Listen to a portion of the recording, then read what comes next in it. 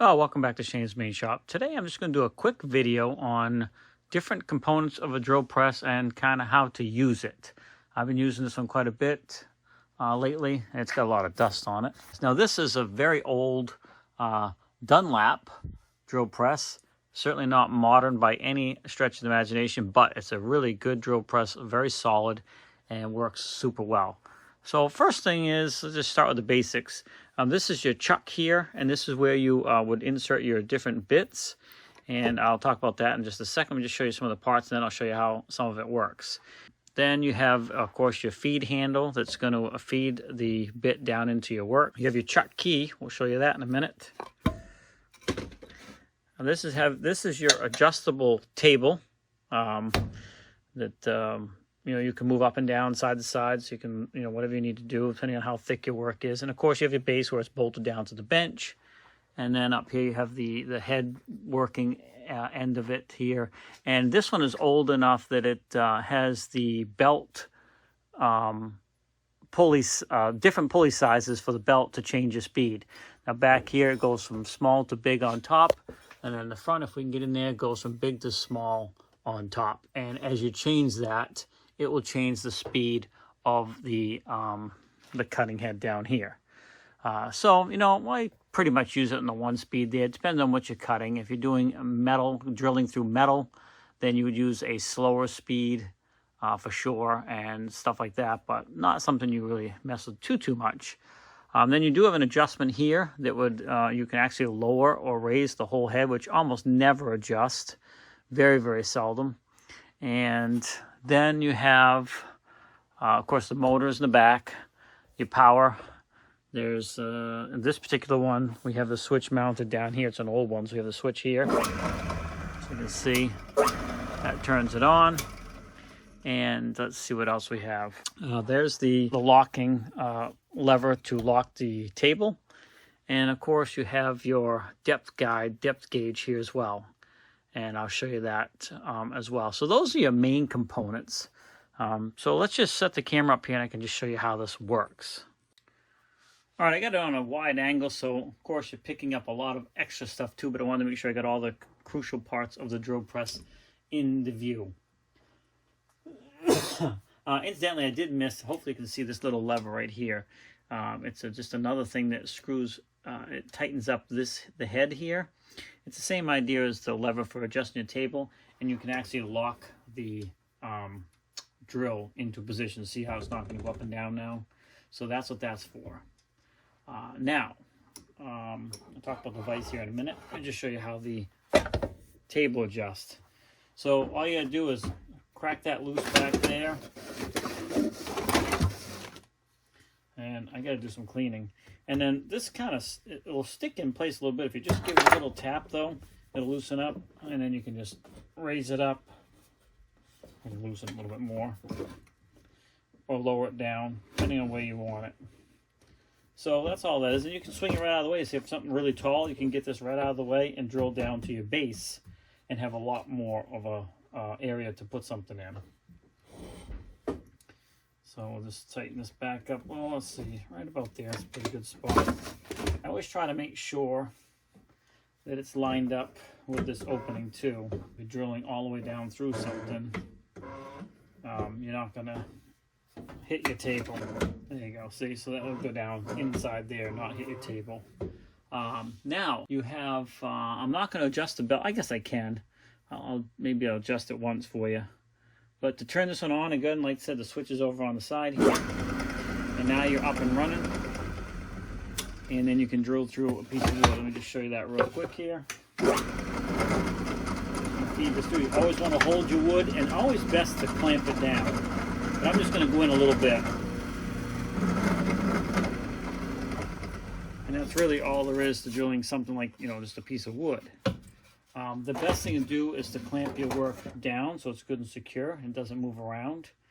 And you can do that with a clamp to the table here, or if you're drilling something small, that's where this comes in very handy.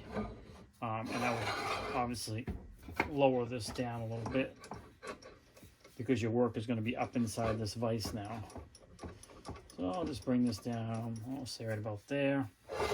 So now you can clamp your work inside this vise, this is not necessary for most people, but it's handy if you're doing small stuff and you want to drill. And if it's very small and you're trying to hold it, I mean, that could spin loose and, you know, hurt your hand, cut you, whatever. It could be pretty bad. So I definitely always recommend clamping down small stuff. And this thing has got some nice weight to it, so it gives you some volume to hold on to when you're drilling a smaller item. Now let's say you want to drill to a certain depth and not go all the way through your piece of wood. Let's say you just want to go through, you know, part way into something. You can do that by setting your depth guide here. So right now, I can go all the way. Let me just readjust this so I can kind of give you a better example. Right now, if I were to drill, you can see I can go all the way past and all the way through whatever would be up here on the table. Let's say I don't want to do that. I only want to drill part way through something.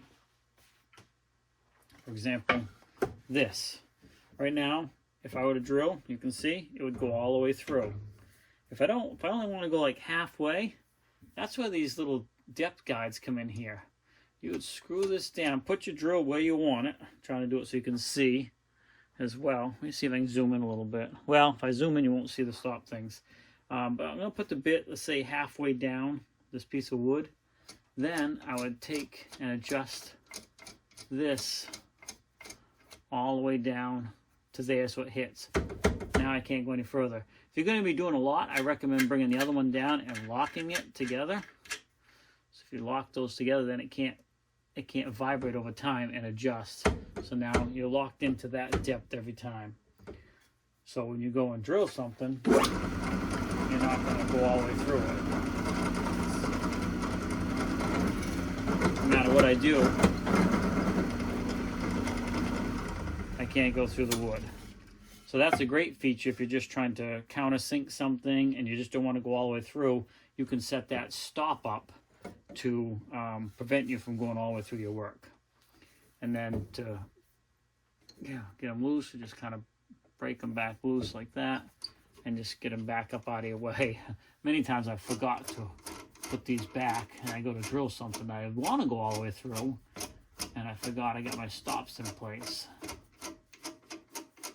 So I just bring those back to the top and lock them in, and that gives you your full distance again for drilling.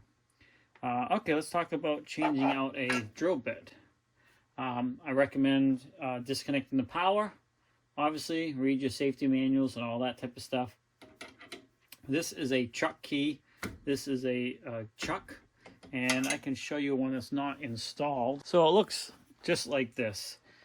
This one goes in the lathe over here behind us, but that's the same thing. It's just up inside there, and you can actually change these pieces, these chucks, to different type of things. So this one's just got a center point on it for the lathe, but that's all it is. And these are keyed chucks. They're designed to have a key like this, and they're different size keys depending on the size of the chuck. But to take the key, the bit out, you just put your key in, and you're just going to turn it, and it locks into these little teeth right here, and then your bit comes out. And you can go ahead and put, you know, a much bigger bit in like this if you wanted to. Open this up, you can see the teeth opening up here. Grippers, get that up in there. And then to tighten it, you're just going to reverse what you did. And to tighten it, I always tighten every hole. Now I know it's all the same piece, but I always just make sure, give it a couple, turn it, make sure everything it's the same piece all the way around, but just in case you can get a little extra out of it, I always do that just to make sure. And for something like this, I would probably put a sacrificial piece of wood underneath my work, and then put this on, you know, what I want to drill on top, just so I don't get that bit into my metal table of my drill press. So I would do something like that. Then I can drill through my work into this a little bit. Hopefully you can see that, yeah, and not go into my table. And this is, I probably put the worst bit on here I have. And this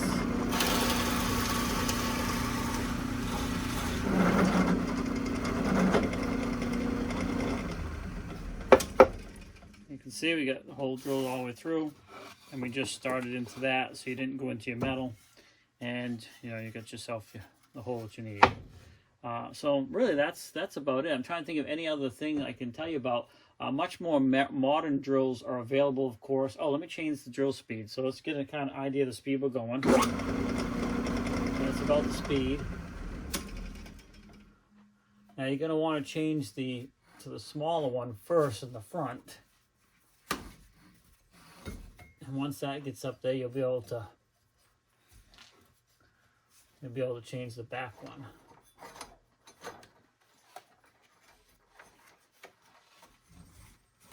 So it's not too difficult to do. It takes just a minute here. All right, so now I'm on the smallest one in the front and the largest one in the back. Let's see the difference. See the difference in speed? It's much, much faster.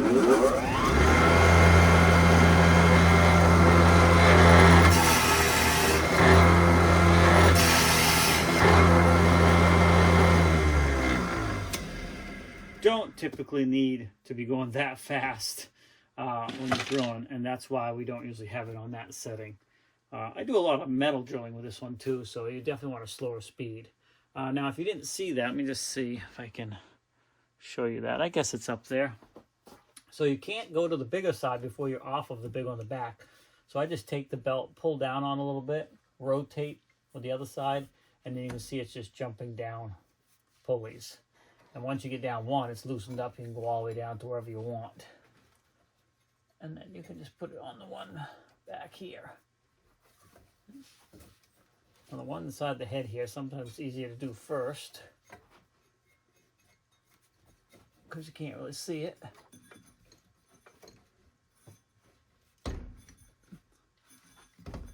There we go. That's all there is to it. Now we're back on the slowest speed. That's probably a little too slow for wood. So hopefully this helps you out. If you are looking at getting a drill press, or you have one you want to know a little bit more about, you know, this is a very, basic, straightforward video.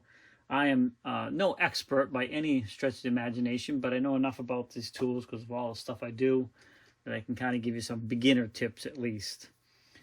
So yeah, and I definitely encourage you to look around. People are selling these old ones. They're not that expensive, and yet they are super heavy duty, and they're just so reliable, and they just work very, very well. So I hope this video helps you out. If you're looking for any information on a drill press or how to use it, please like, subscribe, comment, come back often for more videos. Have a great day, and we'll see you in the next video.